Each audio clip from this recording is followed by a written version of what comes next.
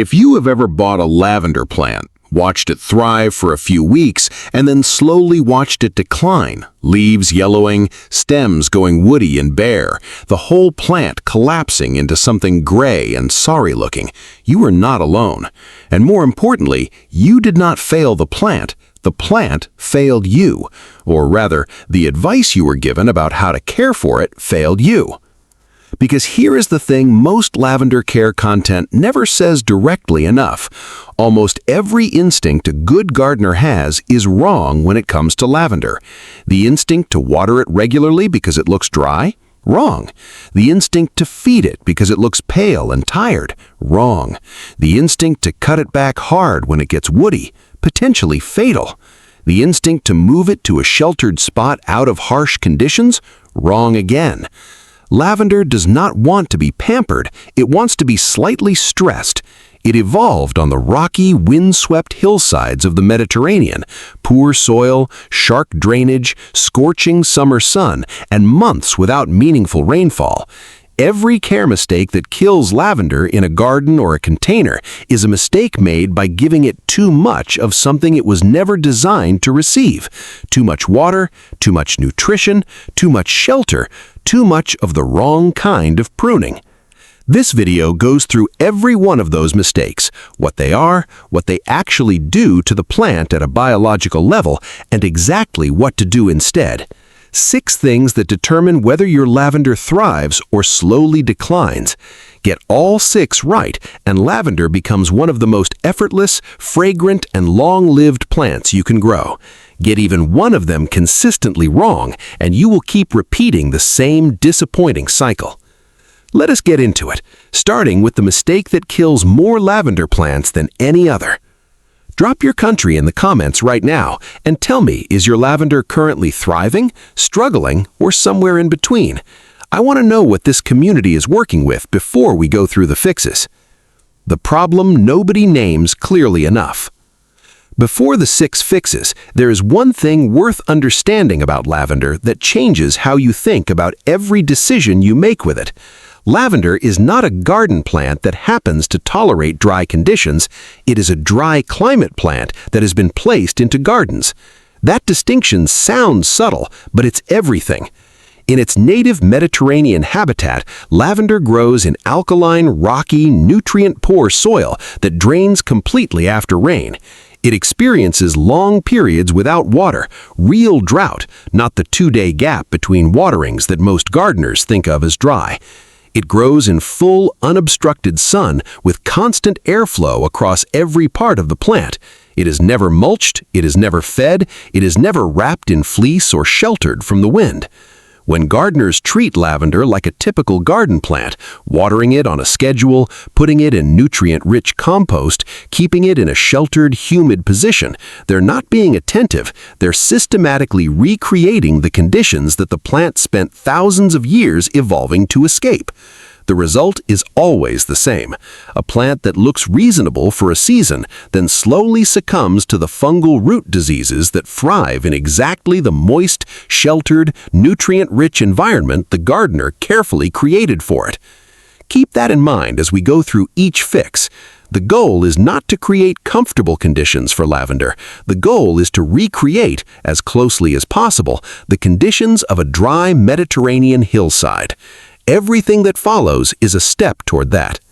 Fix 1. The soil. This is the fix that determines everything else, because if the soil is wrong, nothing else you do will save the plant in the long run. And most potting mixes and garden soils are wrong for lavender in the same specific way. They retain moisture for far longer than lavender's root system can tolerate. Here's what happens when lavender sits in damp, moisture-retentive soil. The roots of the plant are in constant contact with dampness at a temperature range, particularly in warm, humid weather, that creates ideal conditions for soil-borne fungal pathogens. The most destructive of these is Phytophthora, a group of oomycete pathogens that research published in the journal Plant Disease has identified as a major and growing threat to lavender worldwide. Phytophthora species are particularly aggressive because of their infection strategy. They use proteins called effectors to suppress the plant's immune response during early infection, disabling the cell death defense mechanism that would normally contain the pathogen. Once established in the crown, Phytophthora switches to a necrotrophic phase, deliberately triggering host cell death to feed on dead tissue. By the time the visible symptoms appear on the plant above the soil, the pathogen has already spread systemically through the crown. What looks like a plant in early decline is often already past the point of recovery. The diagnostic sign of Phytophthora specifically is interior shoot death. Stems in the center of the plant die back, while outer shoots remain pale green. Cut a stem near the soil line if the vascular tissue shows reddish-brown discoloration rather than the clean cream color of healthy tissue. Phytophthora has moved beyond the roots and into the crown. At that stage, intervention requires removing the plant from its soil entirely, cutting away all soft, dark, or mushy roots with sterilized shears, treating the remaining root system, and replanting in completely fresh, correctly formulated growing medium. The correct growing medium for lavender in a container is 30 to 50% inorganic amendment, coarse perlite, horticultural grit, or coarse sand, blended into a quality potting mix. This ratio creates a growing medium that drains completely after watering, never staying damp at root level for more than a few hours. In a garden bed, the equivalent is working a significant volume of grit or gravel into the native soil around the planting area, or building a raised bed with a gritty, free-draining mix. The soil should feel noticeably sandy and coarse, nothing like the dark, rich, moisture-retentive compost that most plants thrive in. That richness is exactly what lavender doesn't need. One other soil detail that most lavender guides overlook: pH. Lavender prefers slightly alkaline soil, a pH of 6.5 to 7.5. Most standard potting mixes are slightly acidic, particularly peat-based ones.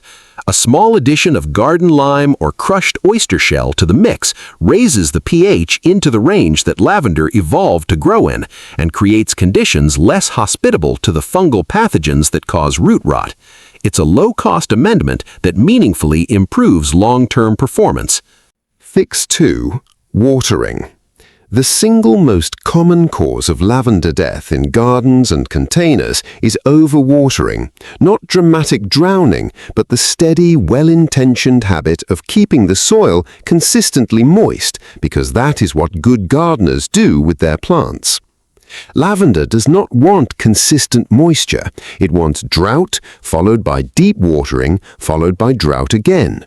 That cycle, stress, relief, stress, is not just what the plant tolerates, it is what it is biologically calibrated for. And research published in scientific journals, including Frontiers in Plant Science and Scientific Reports, confirms something remarkable about what happens to lavender under drought stress. The plant increases its production of the essential oil compounds that make it fragrant.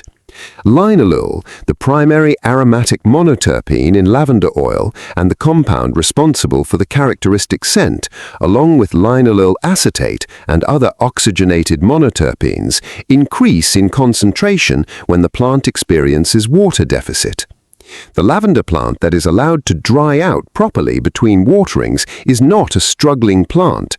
It is a plant producing its most concentrated, most fragrant essential oils in response to the stress it was designed to experience. The correct watering approach depends on where you are in the season and how established the plant is. For newly planted lavender in its first growing season, water deeply once a week to help the root system establish. After the first season, reduce to watering only when the soil is completely dry 2 to 3 inches below the surface, not just dry at the top, but genuinely dry at that depth. In a container, this typically means watering every 10 to 14 days in summer, less in cooler weather, and almost nothing at all through winter when the plant is dormant. In a garden bed with correctly amended, fast-draining soil, established lavender may need no supplemental watering at all in climates with any meaningful rainfall. The check is simple and takes 10 seconds. Push a finger into the soil to the second knuckle.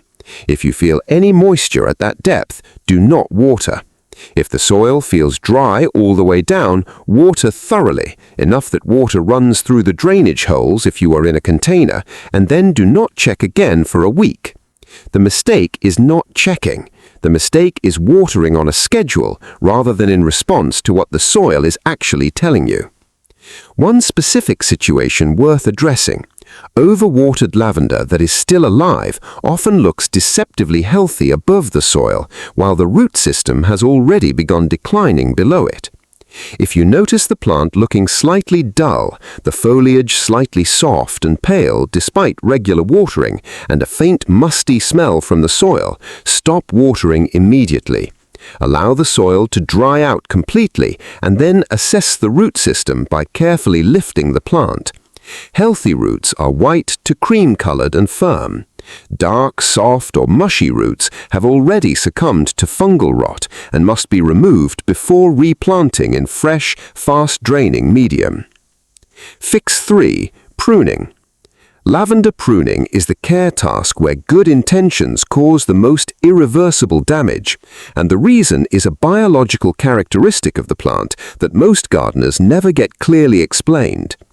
Lavender stems have two distinct zones. The upper portion of each stem, the part that is green, flexible, and carries the foliage and flower growth, is capable of producing new growth if it is cut.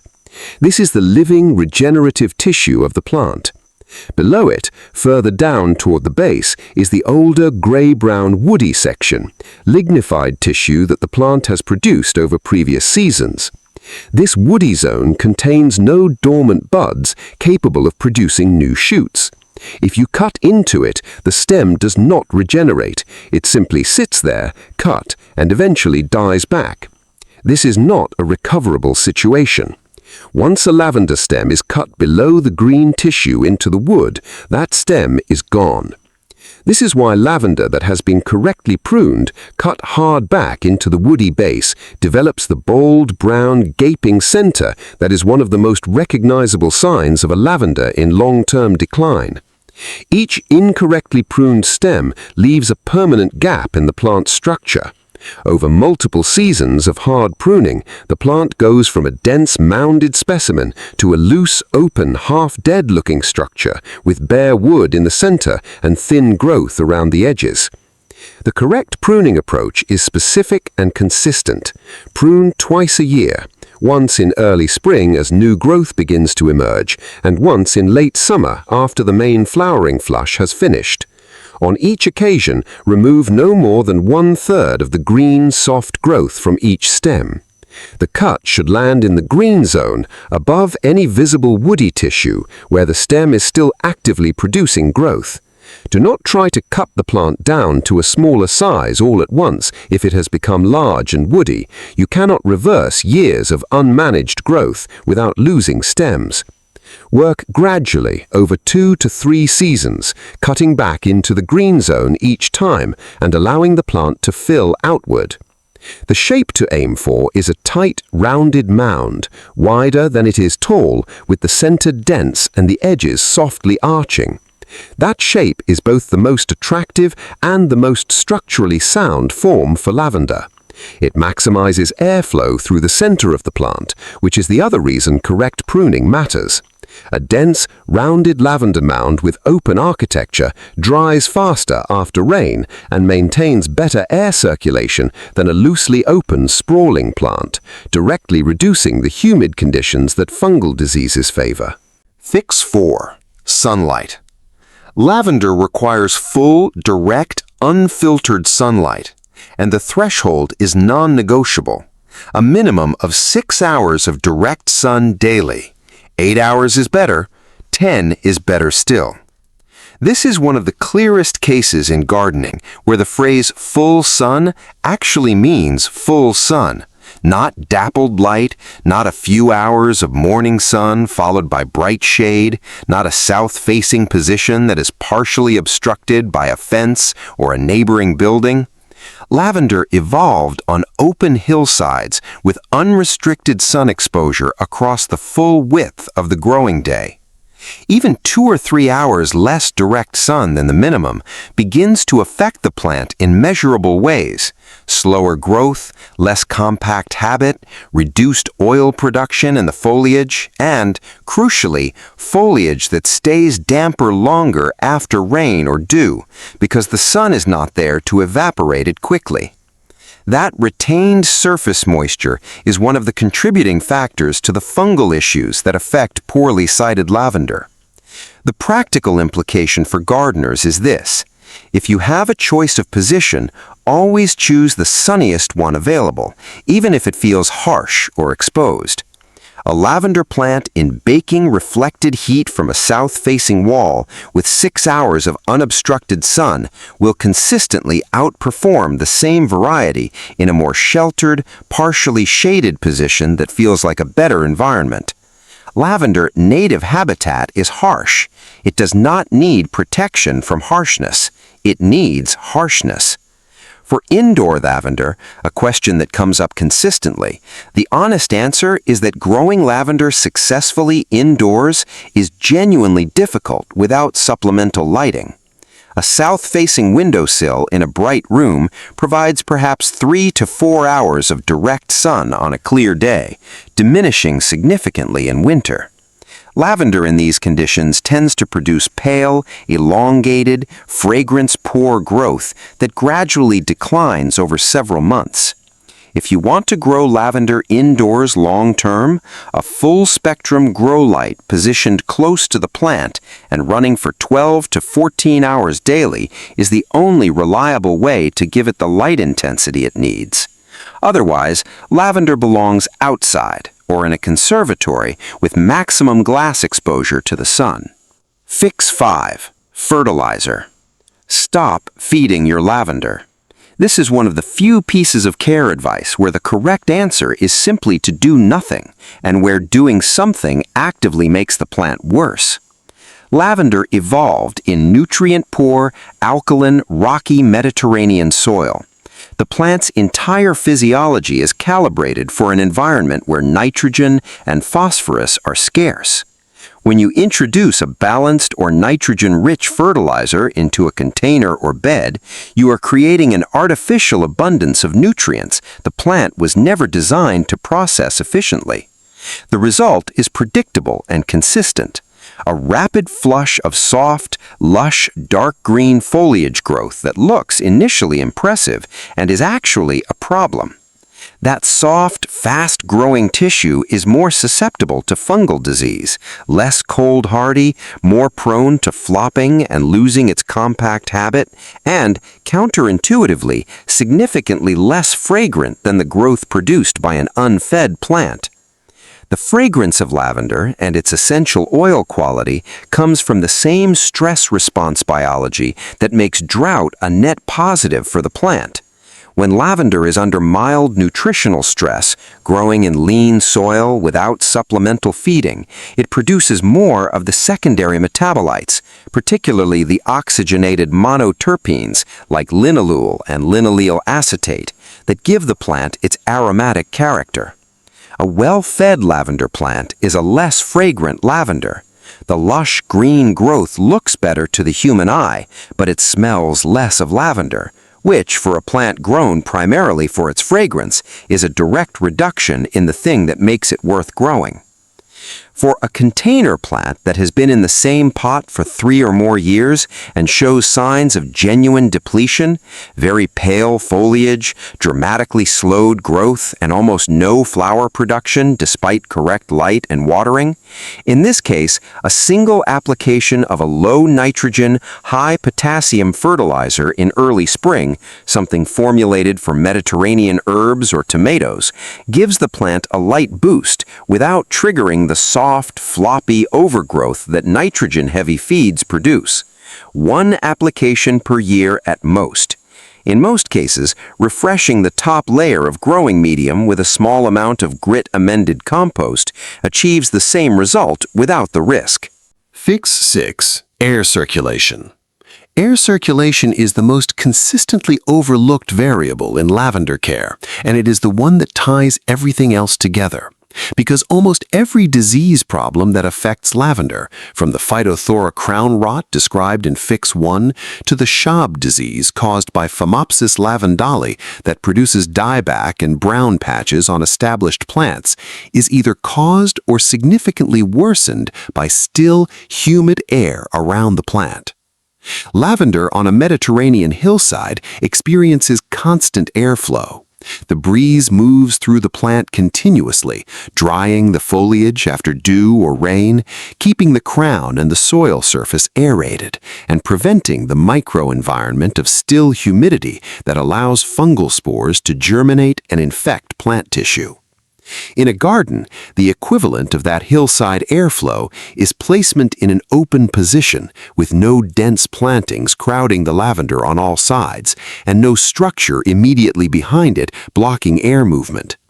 Lavender planted against a solid fence in a mixed border with other plants touching it on both sides is in a position that is structurally similar to placing it inside a humid enclosure.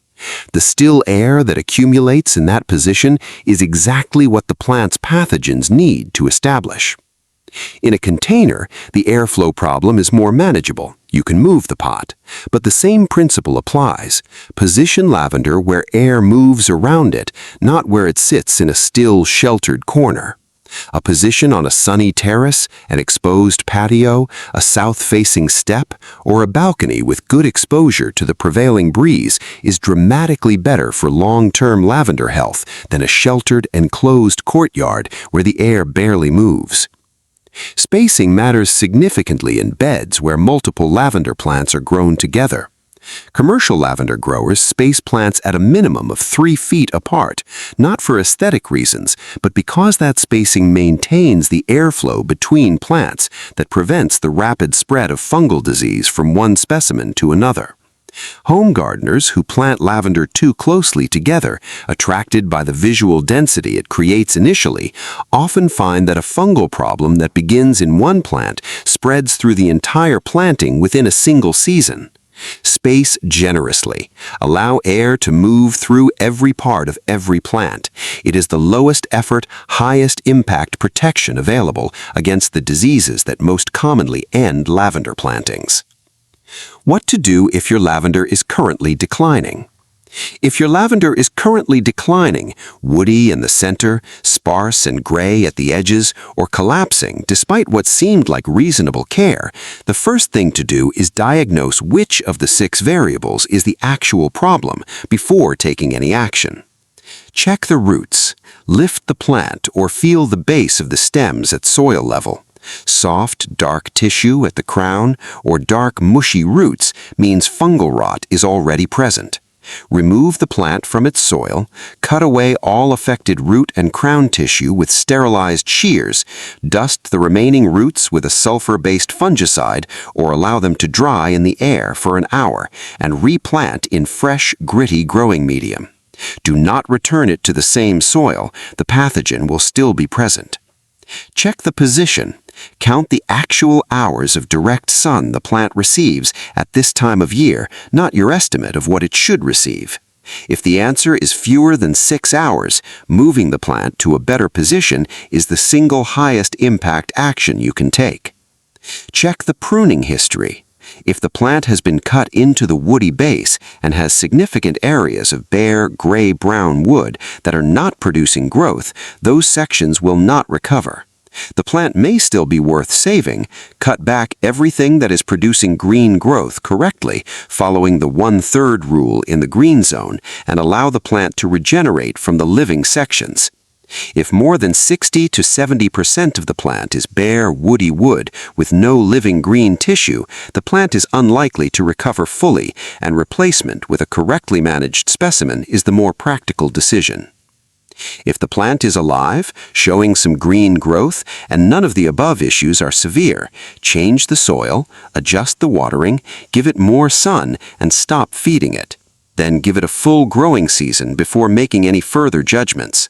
Lavender recovers slowly when given the right conditions, and it is easy to mistake a plant that is quietly stabilizing and beginning to regenerate from one that is still declining. What lavender actually looks like when everything is right. Here is what a well-managed lavender plant looks like in its third or fourth year when every one of these 6 variables has been handled correctly. A dense, tight, mounded form, silvery green and compact, wider than it is tall, with no gaps or bare sections in the structure. Flower stems rising 4 to 8 inches above the foliage in late spring and again in late summer after the first pruning, the buds so densely packed along each stem that the plant looks purple from a distance. A fragrance that is intense enough to be noticeable from several feet away on a warm day because the lean conditions, the drought stress, and the absence of fertilizer have pushed the plant to concentrate its essential oils at levels that a pampered, overfed specimen never reaches. And the maintenance at that point? Water when the soil is dry 2 to 3 inches down. Prune lightly twice a year, staying in the green zone. Move nothing, feed nothing. Let the sun reach it and the air move through it. That is genuinely the full care requirement of a correctly established lavender plant, not a simplified version, the actual full requirement. That is what this plant is capable of when you stop trying to help it in the ways it does not need and start giving it the conditions it was built for. Is your lavender currently thriving or struggling? Drop the honest answer in the comments and tell me which of these 6 fixes you think has been the issue in your garden or container. The conversation on this one is going to be useful for everyone watching because lavender care problems are almost universal, and the regional differences in climate, soil, and growing conditions mean the solutions look slightly different from one place to the next. If this gave you a clear picture of not just what to do, but why, the biology behind every decision, hit the like button. It helps this channel reach more gardeners who want to actually understand their plants rather than just follow instructions. Subscribe if you are not already here, and drop your country in the comments. Let us see where this community is growing from. Keep growing your smart garden. I'll see you in the next one.